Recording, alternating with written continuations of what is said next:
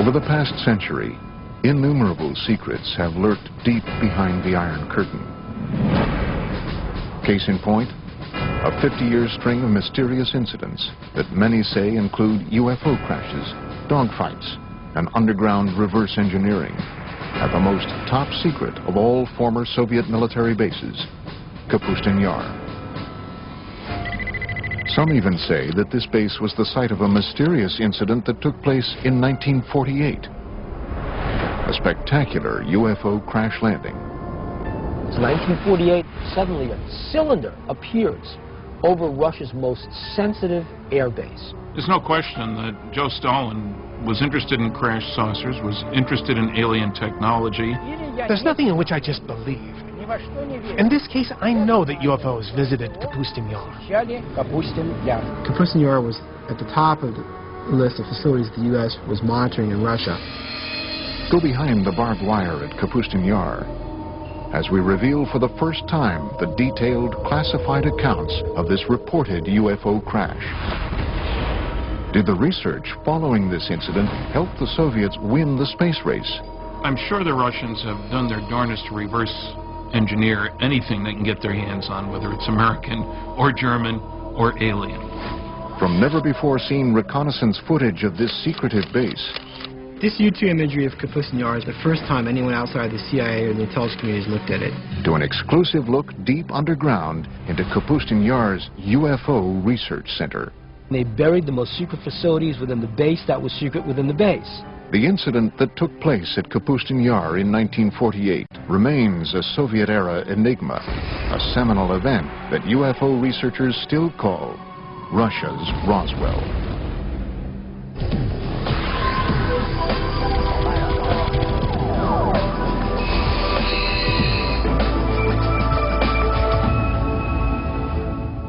This is Kapustin Yar, a top-secret military facility located 60 miles southeast of the former Stalingrad and 500 miles south of Moscow.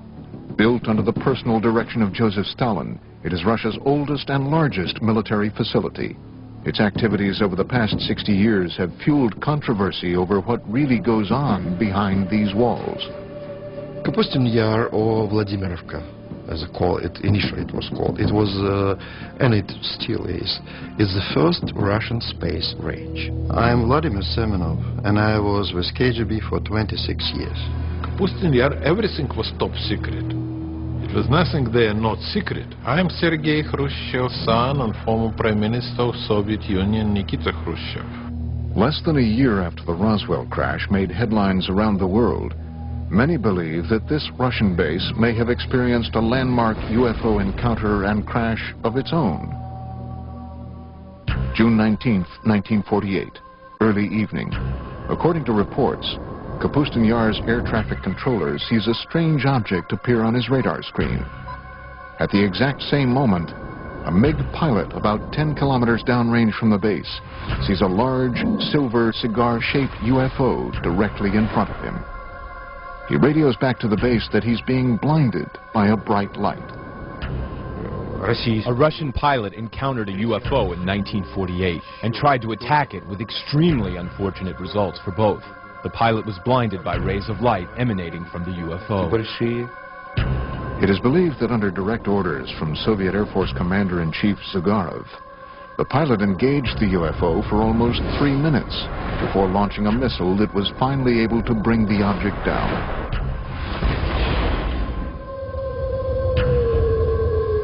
But unlike Roswell, this crash never made the papers. It's 1948, it's a secret airbase. Suddenly a cylinder appears over Russia's most sensitive airbase. They scramble the MiGs. It's a dogfight. Russian pilots are good. And imagine this plane getting right on top of that craft. The MiGs fire their rockets as the directed particle beam weapon explodes the MiG, and they both go down.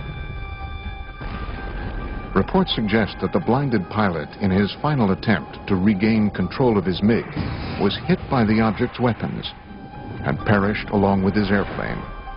What did the aliens use? What were they firing? What they were probably using was a particle beam weapon. We know what the MiG used. It was the things that the Russians were using at the time. It was firing its guns, it was firing its rockets, and it was firing some very early version of a missile. Somehow, that MiG was able to break up the anti-gravity envelope that surrounded the craft. The cigar-shaped object couldn't stay aloft anymore and crashed. And the Russian retrieval teams, overjoyed that they have their first spacecraft, jump on this thing, and they take it underground to Zitkar, and the Russian secret UFO program begins. I'm Bill Burns, publisher of UFO magazine. Let's face it, everybody wants to get his hand on a flying saucer. It's a wonderful weapons delivery and defense system. I'm Stanton Friedman. I'm a nuclear physicist, lecturer, ufologist. This 1948 crash is one of many strange events that has turned Kapustin Yar into an even more mystifying version of America's Roswell and Area 51. The Soviets had to get their hands on what we had. We had the Roswell crash. We really had a storehouse of technology that we developed in the early 1960s out of Roswell. The Russians didn't have that. Well, how do you get that technology? It doesn't just fall out of the sky. You go after it. And the Russians went after it by embarking on suicide missions. Anything they could do to get their MiG pilots to shoot down an extraterrestrial spacecraft was fair game. From the time it was constructed in the early 1940s, Kapustin Yar was cloaked in secrecy. It is a place where it is said the Soviet Union's top researchers, scientists, and military specialists were sent to develop highly classified Cold War technology and weaponry. I know everything because I spent months and years in the Kapustin Yar working there testing our cruise missiles that we designed for the Soviet submarine to sink American aircraft carriers. Kapustin Yar was on a very short list of facilities that the U.S. intelligence wanted to get imagery of. There's three things going on there. They're testing surface-to-air missiles, they're testing surface-to-surface ballistic missiles, and they're also testing air-launched missiles, cruise missiles. All three are going on at the same place, and so it's of high interest to U.S. intelligence. In fact, the building of the base was so secretive that when a small town nearby was deemed by the Soviet military to be too close for comfort, its residents were evacuated, and it was simply eliminated. The name of the town? Zitkur. Zitkar is a small town just a few miles downrange of the Kapustin Yar test complex, and basically probably what happened was the Russians decided that due to people seeing what was being tested, it would be better to just close that town off. Many researchers believe the name Zitkur was subsequently assigned to the highly classified subterranean UFO research center beneath Kapustin Yar. There is an idea that in Zitkur and Kapustin Yar there is a storage point for crashed UFOs and corpses of the visitors and members of their crew. Zitkar is analogous to what Area 51 is to Nellis Air Force Base and Groom Lake in Nevada. Different countries have various places where they take their UFO technology. And what they do with it is they try to break it down. They see what it is and how can we reverse engineer this. But long before the 1948 crash, the area around Kapustin Yar and the skies over Russia have been home to many other well-documented and eerie encounters with UFOs. Some date back to a time before what we know as Russia even existed. Russia is a huge land. UFOs have been sighted over its territories for, I would say, thousands of years. I am Paul Stonehill, co-author of UFO USSR. One, which is quite famous, was sighted back about 950 AC by an international traveler of the time, Ibn Fadlan. He and his co-travelers were able to see strange sightings in the sky that scared them immensely. But the local people would laugh at them and say, we see it quite often. Aerial battles, beings fighting each other, strange aircraft, something that's similar to a Star Wars battle scene from a modern movie. Amazing stuff. Legend has it that the spectacular aerial battles that played out in the skies gave the Arab warriors strength and courage to defeat their enemies during the next day's fight. In the 17th century, Russia experienced a rash of UFO sightings. These objects were described by many who witnessed them as comet-shaped balls of fire. The most famous one would be the Rob Ozero incident, when a very unusual, huge fiery disk arrived in the area of a northern Russian lake. One eyewitness submitted the following account. On this, the 15th day of August in the year 1663, a great crash sounded out from the heavens. Around the stroke of midday, there descended upon Rob Ozero a great ball of fire from the clearest of skies. In front of the fire, there were two fiery beams. It went from south to the west and was about 500 meters away when it vanished. But once again it returned, staying over Rob Ozero for 1 hour and a half, filling all those who saw it with a great dread. This documented account goes on to detail fishermen scalded by the burning lake, along with glowing fish that flung themselves onto the ground to escape the looming fireball. Stories like what they saw over Rob Ozero were common in pre-revolutionary Russia and outside of Russia in Europe. When we speak specifically of sightings on the territory of the Soviet Union, percentages are very high, more than 50%, that these UFO sightings would be some sort of fiery, sphere-shaped UFO. Another extraordinary sighting took place over Moscow in 1892. An eyewitness report was later published in the March 17, 1892 edition of the Russian newspaper Svet. The pillar of light was pointed straight down to the earth, forming a cone-shaped bundle of rays in the color of ordinary flames. The brightness was considerable and could sometimes be compared to the brightness of an electrical street lamp. The point from which the rays originated didn't move during the whole time, and the rays were visible for 20 to 25 minutes. While enormous fireballs have been sighted over Russia for centuries, there have been none bigger or more devastating than the event that leveled the Siberian forest of Tunguska in 1908. And of course it was one of the theories which have to appear that it was not a comet, it was not meteorite, that in reality it was a spacecraft. Coming up, did a UFO explode over Tunguska? It is believed that not one but two objects collided over the Tunguska in 1908, equal to many Hiroshimas. And later, what happened to the wreckage of the 1948 crash at Russia's Roswell?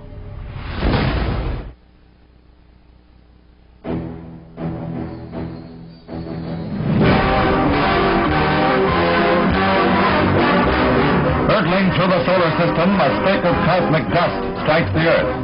Commonly, these meteors are vaporized by friction in the atmosphere. This is part of the story of one that wasn't. A meteor that landed in 1908 in Siberia with the destructive force of an atom bomb. June 30th, 1908, approximately 7 a.m. The tranquil forest of Tunguska, Siberia, was rocked by a deafening, earth-shattering explosion. The explosion packed the power of a 40-megaton hydrogen bomb. Large trees snapped like tiny twigs as the explosion decimated the dense forest. The effects of the blast were felt as far away as Western Europe and were at first believed to have been caused by a giant meteor smashing into Earth. My own personal conclusion is that that was Mother Nature showing off, if you will, but that there was no intelligence behind what happened there. It wasn't a rocket, it wasn't a bomb sent to let us know that aliens are watching you, Earthlings. Literally a catastrophe from outer space. Yet UFO researchers say if this devastating explosion was the result of a meteor, why were there no craters found in or around Tunguska? It is something scientists to this day have had trouble explaining. This was, let's call it an explosion, although some people call it an implosion. Whole kilometers of the taiga forest were destroyed. The event itself caused changes in the magnetic field of our planet. The academic establishment is of the opinion that the Tunguska event was simply a meteor, but there are many facts that speak to the idea that it was, on the contrary, rational guided flight. It made a turn, which is something that a natural object or meteor could not have done. What was it that could have done that level of devastation and not leave a crater? Modern-day UFO researchers were not the first to suspect that the Tunguska event was the work of something other than a meteor. Reports suggest that Stalin believed the Tunguska blast was the result of a UFO that had launched some sort of experimental weapon. Stalin was interested in the acquired information to determine whether UFOs presented an immediate threat to the Soviet security. That's why he used some of his top scientists to give him an assessment. Scientists like Korolev studied UFO materials. Sergei Korolev, one of the Soviet Union's most celebrated scientists, would go on to become the father of the Russian space program and the man responsible for Sputnik. Along with Stalin, he was determined to solve the mystery of Tunguska. These observations prompted him to finance an expedition to the place where the Tunguska event happened. Sergei Korolev used his own money to send an expedition to the Tunguska area in helicopters. Korolev never met with Stalin. There was some researchers who was looking to prove that Korolev really met with Stalin, but they didn't find any record. Stalin presumed it really could have been a spaceship. He wanted to find the fragments of that ship, put it back together, and recreate the object for military purposes. Initially, Korolev found that many of the physical scars left behind at Tunguska were still visible. But the most shocking discovery came in the form of radioactive metallic fragments found at the site. Debris uncharacteristic of any asteroid or meteor. If you go along the flight path of the Tunguska object and continue past the crash site, you reach an area that Russian ufologists call the Devil's Graveyard. It's a 300 square meter area where not a single plant grows and animals die. It also has a higher than normal radioactivity level. This is a result of what might possibly be a radioactive metallic fragment from the crash. The radiation levels were there. I mean, meteors don't come down with that level of radiation. So one of the stories is it was a mothership that detonated. It is believed that Korolev privately told Stalin that the incident at Tunguska had indeed been caused by a UFO, fragments of which were still scattered around the area. However, in his top-secret official report, Korolev is said to have told a much different story. The official party line, Tunguska, was the result of a giant meteor. The whole point was, if the information serves the bureaucracy, good. If it doesn't exist. So where were the radioactive fragments from Tunguska taken? Some believe the evidence was transported to Kapustin Yar's underground base, Zitkur. Different countries have various places where they take their UFO technology. Well, the Soviets basically had one at Zitkur, and it was where they could try to figure out what the technology is and how do we use it. And of course, the security around those bases is essentially shoot-to-kill security. Was Stalin's team of scientists inside the underground lab of Zitkur using UFO wreckage to advance their fledgling missile defense and space programs? They had a couple of men, at the top of their program who really pushed the space program. I'm Fred Kulik at Caltech. The head of the space program had direct connection to Stalin and later Khrushchev. In their quest to acquire UFO technology to beat the Americans in the space race, it has been reported that top Soviet military officials ordered MiG pilots to shoot down UFOs as far back as World War II, a time just before the Russian Roswell crash of 1948. So that gives you a two-pronged concern about UFOs. One, you want the new technology to top the other guy's flying technology. And two, we need to be on the alert for new stuff from them. So either way, you want your guys to shoot them down. As the word spread that UFO wreckage from Tunguska and the 1948 incident were being studied at Zitkur, Russia's Cold War enemies were becoming more and more intrigued by what might be going on above and below the top-secret military base. The CIA had agents in the Soviet Union back in 1950s who had reported on UFOs, and the CIA was very much interested in what was happening in the Soviet Union. Coming up, shocking, never-before-seen U-2 reconnaissance photos of Kapustin Yar. And later, an underground tour of Zitkur, revealing for the first time ever the base within the base at the center of Russia's Roswell. In the early stages of the Cold War, the Soviet military test site of Kapustin Yar became a hotbed of secret activity. Activity that involved advanced weapon, missile, and rocket tests. So after World War II and the development of the atomic bomb, they were not able to build small atomic weapons. So they had to build big rockets to carry them. Unlike the U.S., I mean, we still had fairly sizable rockets, but we could miniaturize things to a certain extent, much better than they could. So from the very beginning, they envisioned large rockets, and that really gave them a start on the space program as well. The Russians had one of the scariest pieces of paper I've seen at one of the 20 archives I've been to, said that the Russians have made more progress in the past 18 months in the development of nuclear weapons and methods for delivering them than had been anticipated for 5 years. That was in 1951. By the early 1950s, rumors of UFO activity and experiments at Kapustin Yar had indeed leaked beyond Soviet borders. Alarming news that some say may have prompted the U.S. to find out once and for all if the Soviets had gotten their hands on UFO technology.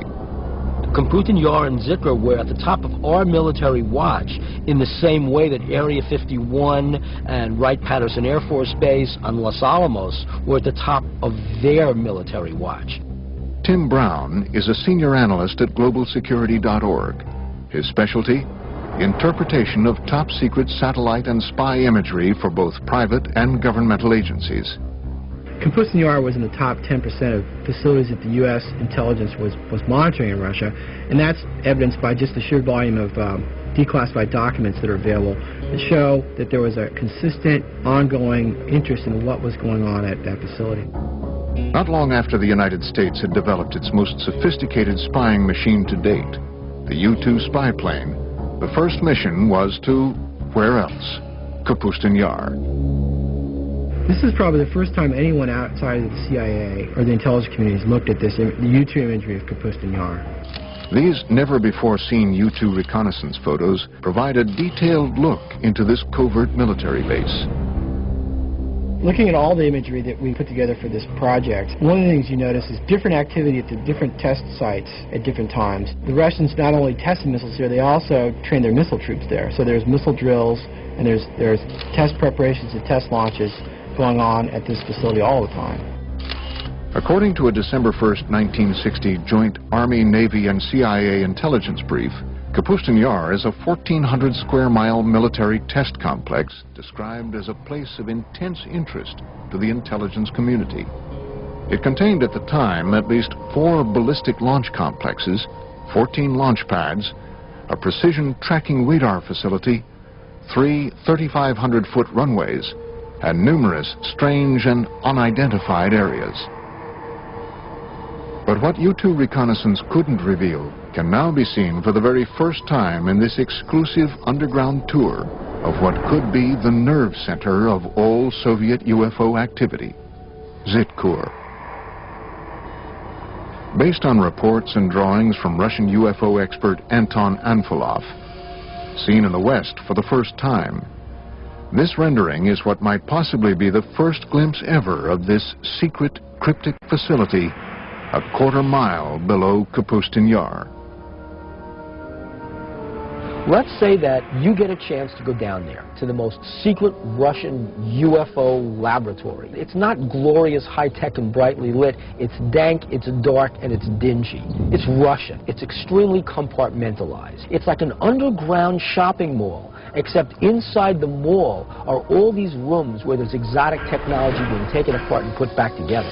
In this hub, they're doing autopsies on alien bodies. In that hub, they're reconstructing an engine. Then you've got these fantastic Rube Goldberg machines. What they are machines to test various components, and then finally you come upon these huge underground hangars. And what you're struck by is that there are no airplanes in the hangars. There are these long, cigar-shaped, cylinder-shaped craft in various stages of disrepair because they've crashed. And they're going to try and reverse engineer these. That's what you'd see at this base. Is this the secret location where the wreckage from the 1948 Russian Roswell crash was taken? along with fragments from the Tunguska UFO. I cannot deny rumors of the so-called captured UFOs. The Soviets tried to recover lost fragments of their secret tests, and it would be convenient to them to say, yes, UFOs is something that we captured, a UFO is in our hands, but why would they keep the secrecy on the subject of UFOs so tight?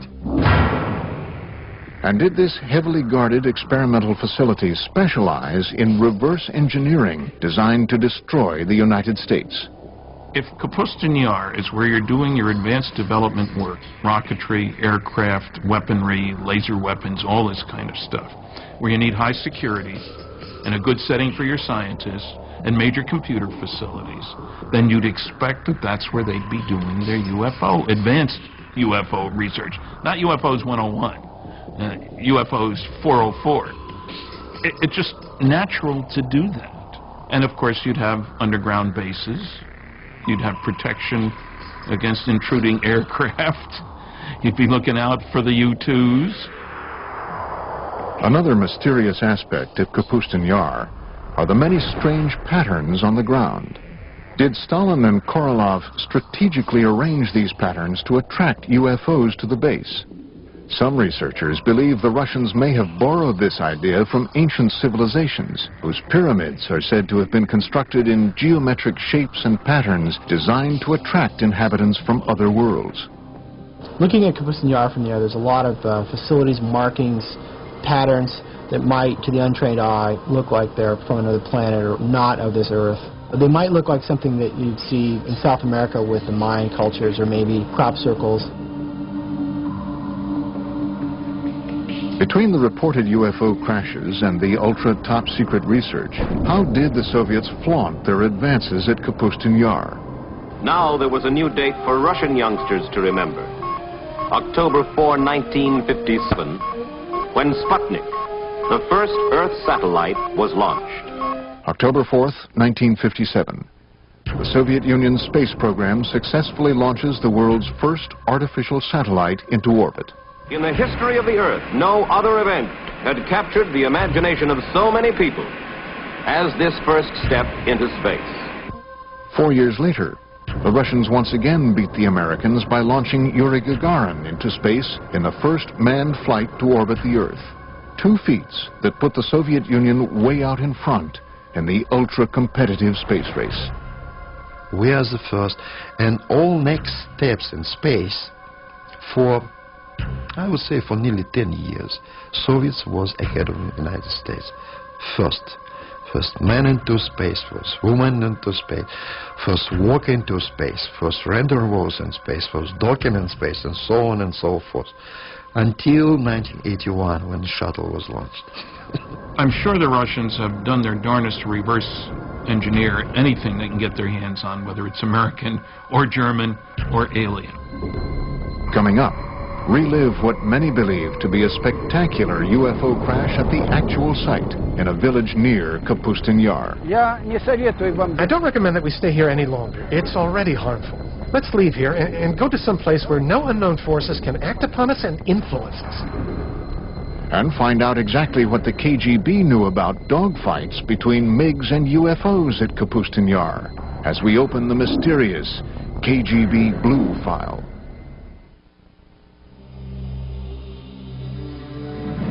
Russia's foremost authority on UFOs is a man so legendary and popular around the country that he is known only by his last name, Azhazha. On this spot of the UFO landing, an American group is filming for the first time. He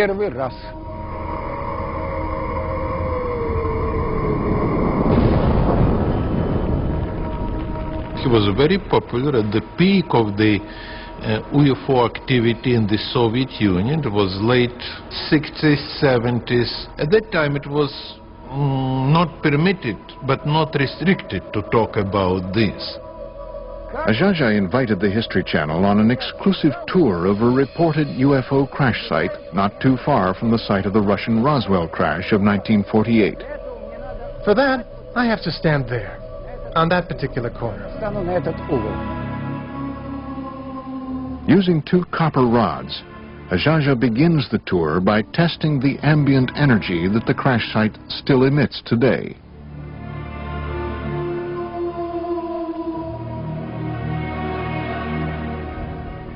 What? There it is, a negative sign right there. Там.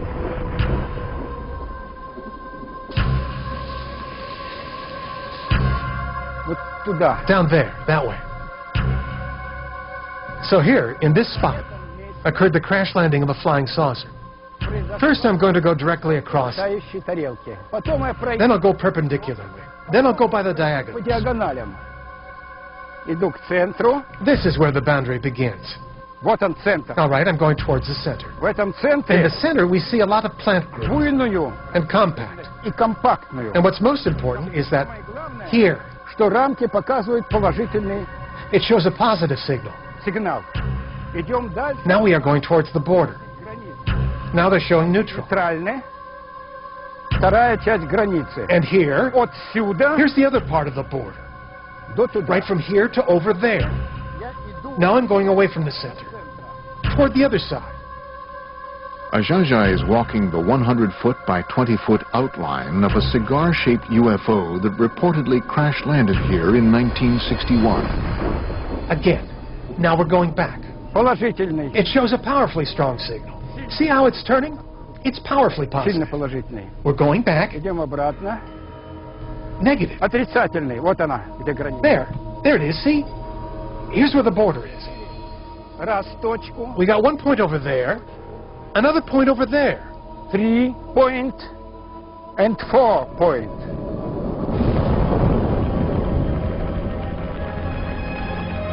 Animals avoid this place. They go around it. Cattle don't graze here. Yes, there is unknown energy, Энергия, которая which, as experience shows, affects people in a negative fashion. отрицательно. Изменяется пульс. Изменяется пульс. Your pulse changes. Возрастает The сердцебиение. heartbeat changes. You grow short of breath. You begin to sweat. Дольше оставаться, Okay, потому что это уже вредно. I don't recommend you stay here any longer because it's already harmful. Там, где на нас не влияют. Come on. Let's leave here. For a normal place, where no unknown forces will influence us and act upon us. Ajaja's account of this UFO crash was supported by a resident of adjacent Shodnya village, who upon seeing Ajaja told her account of seeing the crash out of her window, which overlooks the site from less than 200 yards away. Примерно в часа 4-5. Well, it was 4 or 5 in the evening. It was later in the day. And suddenly my mother screamed. She said, "Hey, look at that. There was some kind of ball, a sphere that flew by." And then she said, "Oh, it's probably a flying saucer." And it was a big, fiery red sphere that flew by. The sphere went over there, past the train tracks, and went down into the valley of the river Skunya, right down and over the river. Experts like Ajaja believe that UFO events like this crash, as well as the 1948 Russian Roswell crash, caused a Pandora's box to open over Kapustin Yar, leading to what some have called a war in the skies over Russia. Получали команду. Pilots would often receive orders from the ground to defend their airspace and shoot down UFOs. Other times, the UFOs would go on terrifying attacks. Атаку. What intrigues me about the Russians as much as anything is apparent dogfights between UFOs. And I've read several accounts of that, several of them having dogfights. Perhaps the most compelling evidence of encounters between Soviet MiGs and UFOs over Kapustin Yar comes firsthand from the most celebrated of all Soviet test pilots, Marina Popovich. A national hero, a cosmonaut, perhaps the Chuck Yeager of Russia. She says that she witnessed actual battles between Soviet pilots and UFOs. One incident in 1964 occurred during a Soviet Air Force training mission. Alexander Kopegin was the commander of a squadron and a pilot instructor in one of the flight schools. One day he was flying with a cadet and they were attacked by a UFO. They went into a spiral dive. While on another top-secret military expedition in February 1980, Colonel Popovich encountered multiple unidentified objects in the skies over Russia. I saw 3 fireballs, 3 amazing lights in the form of a triangle, and I observed them as they flew away. Another MiG test pilot, Colonel Vyatkin Lev Mikhailovich, agreed to tell his first-person account for our cameras for the very first time. August 7th, 1967, 6:30 in the evening. Colonel Mikhailovich reports that his MiG was momentarily captured in midair by a UFO. When I was making the aerial move to the left, suddenly from above I saw a light. This big disc began to slowly light up, and I just had time to quickly tilt the plane, but the wing hit the ray of light. The plane shook and the gauges and instruments began to move from right to left, right to left. It is as though the ray of light dissolved into shining little points of light. Imagine my surprise when my technician named Mikhail said, "Lev Mikhailovich, the wing of the airplane is glowing." As it turns out, for a whole week in the hangar, the left wing was glowing with a white light. They washed the wing with kerosene, and soon after that, the glowing ended. Fortunately, Colonel Mikhailovich's encounter with a UFO over the skies of Kapustin Yar in the 1960s did not end as dreadfully as the famous 1948 encounter in the same skies. No, I wasn't scared. I was just puzzled. I was particularly stunned that the ray of light turned out to be hard, because I felt the impact.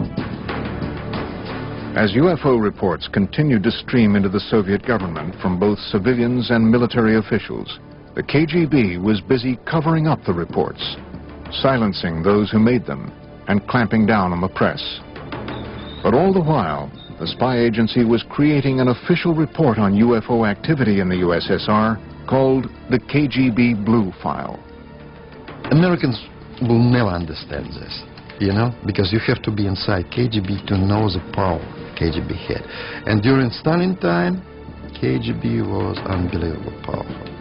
Written and researched over the 20-year span between the mid-60s and the mid-80s, the KGB Blue File was one of the most extensive official explorations of UFOs ever commissioned by any governmental agency anywhere.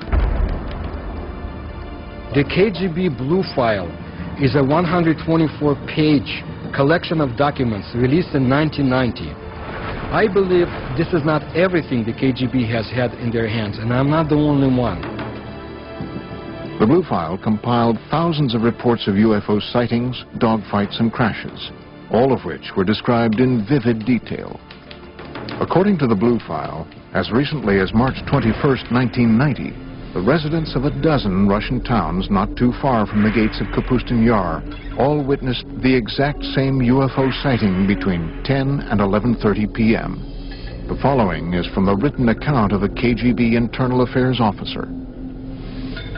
After obtaining more exact information, it was established that a rather large number of residents in nearby cities became eyewitnesses of a UFO, and in several cases, 2 UFOs. One witness saw a ray of light emitted from the object that illuminated the Earth's surface. If there are so many rumors and talks about UFOs, sooner or later government will ask its intelligence. What's going on, guys? Explain us. And KGB had to create this file with all the publications abroad and some witnesses who saw or thought that they saw it. Is it possible that this 1990 incident could have been a simple military test sent up from the grounds at Kapustin Yar? Or was it yet another incident involving UFOs? Coming up, shown for the first time outside of Russia, exclusive footage of what might be the only recorded evidence of a fireball UFO crash. If the Soviet Union had not imploded under its own weight in the early 1990s, the chilling accounts you've just seen of close encounters of the first kind in and around Kapustin Yar would have remained yet another Soviet-era secret. It's different, because the time is different. You know, if you're talking with elder generation, yes, of course, no question about this. But nowadays, absolutely different. You know, younger generation now, they're living in another society and they have much more freedom. This new freedom in Russia helped the producers of this program acquire, through official channels, this Soviet military footage you are about to see. Throughout the 50s and 60s, the Soviet military experienced a string of failed rocket launches and missile tests that resulted in one disaster after another at the base. Were these simply accidents or retaliatory attacks by UFOs? I have heard a story, for what it's worth, and I don't usually talk about myths, but I've heard that 4 Soviet big launch vehicles were exploded on the pads by aliens because they kept trying to shoot down the flying saucers. Hidden from view for 45 years, a Soviet military cameraman captured the after effects of what appear to be 2 fireball-shaped UFOs that reportedly crashed early on June 3, 1960. From what we can determine, not a single person outside of the Soviet military and KGB has ever seen this footage. 3 Red Army firemen are seen running from this massive fireball, which, according to reports, continued to expand, causing other massive explosions in the area for over an hour. One of the fireball-shaped UFOs was believed to have destroyed 3 Soviet rockets on their launch pads, while the other targeted and destroyed a rocket fuel depot, all just yards from the Zitkur underground UFO research facility. The charred remains of the 2 reported UFOs seen here were quickly sent across the base to Zitkur. Try and imagine Earth as an undeveloped colony. And just like the United States and the Soviet Union fought wars over other areas, political wars over other areas, imagine the aliens want our resources. And they're fighting over Earth the same way the U.S. and the Soviet Union had conflicts over other areas after World War II. How could all of these shocking events have been held back from the public for so many years? The Stalin's time and early post-Stalin times, everything was restricted. So you was not allowed to talk about this. In Stalin time, they will simply send you to the prison. Could all of these UFO accounts and the trail of freshly unearthed evidence of UFOs be attributed to logical explanation? Or is it possible that strange things really do happen in Russia? A reporter for one of America's largest newspapers says yes. In May 2005, reports reached the Moscow bureau of the Los Angeles Times that a lake about 3 hours away from Moscow had simply vanished. We went up there because we heard that it had just disappeared, and I said, you know, I'm not going after the story. A lake does not just disappear. Kim Murphy visited the site a few days later. Her account was published on the front page of the newspaper on May 27, 2005. We got up there and just found this huge hole in the ground. The only eyewitness, as far as we know, who actually saw what happened, described going down to the lake where he says there's this swirling of water that looks like water going down a toilet bowl, just, you know, in a raging circle, just tumultuous. And it's going and it's going and it's going, and pretty soon it's gone. From disappearing lakes to fireballs seen in the sky to reported attacks by cigar-shaped UFOs, Russia continues to be a land of incredible mystery. And as top-secret work continues to this day at Kapustin Yar and Zitkur, the base remains a potent lightning rod for UFO activity. According to one researcher, Kapustin Yar was the site of a crash in 1989. And even more recently, the debris of a 1997 crash in Poland was taken to Kapustin Yar for analysis. Recent political moves by Russian President Vladimir Putin have caused some in the West to accuse his government of closing the Iron Curtain once again on today's vibrant Russia. On a day-to-day basis, people are convinced and worried that Putin's Russia is a much more authoritarian Russia than was Yeltsin's Russia.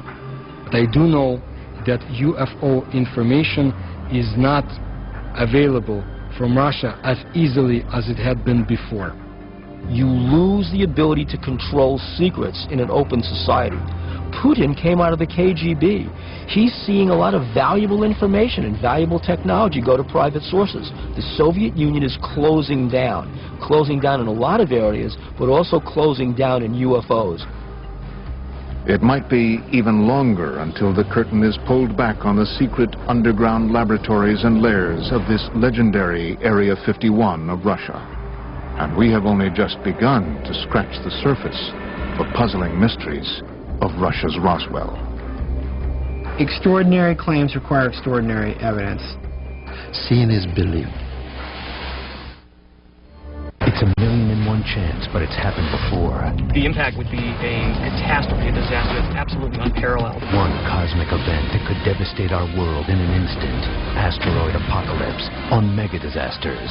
Tonight at 9 on the History Channel. The whole globe reduced to ash is just scary. To reports, Kapustin Yar's air traffic controller sees a strange object appear on his radar screen. At the exact same moment, a MiG pilot about 10 kilometers downrange from the base sees a large silver cigar-shaped UFO directly in front of him. He radios back to the base that he's being blinded by a bright light. A Russian pilot encountered a UFO in 1948 and tried to attack it with extremely unfortunate results for both. The pilot was blinded by rays of light emanating from the UFO. It is believed that under direct orders from Soviet Air Force Commander-in-Chief Zagarov, the pilot engaged the UFO for almost 3 minutes before launching a missile that was finally able to bring the object down.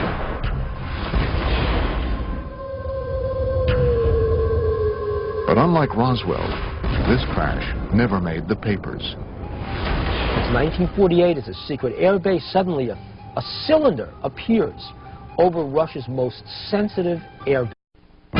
Over the past century, innumerable secrets have lurked deep behind the Iron Curtain.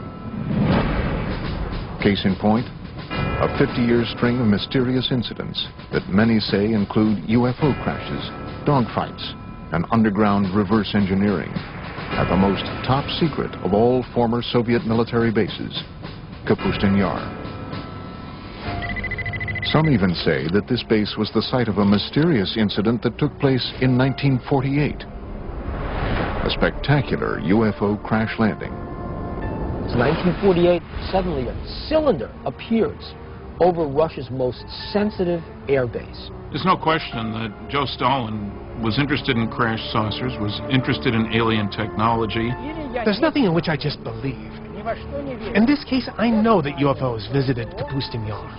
Kapustin Yar was at the top of the list of facilities the U.S. was monitoring in Russia. Go behind the barbed wire at Kapustin Yar. They scramble the MiGs. It's a dogfight. Russian pilots are good. And imagine this plane getting right on top of that craft. The MiGs fire their rockets as the directed particle beam weapon explodes the MiG, and they both go down. Reports suggest that the blinded pilot, in his final attempt to regain control of his MiG, was hit by the object's weapons and perished along with his airplane. What did the aliens use? What were they firing? What they were probably using was a particle beam weapon. We know what the MiG used. It was the things that the Russians were using at the time. It was firing its guns, it was firing its rockets, and it was firing some very early version of a missile. Somehow, that MiG was able to break up the anti-gravity envelope that surrounded the craft.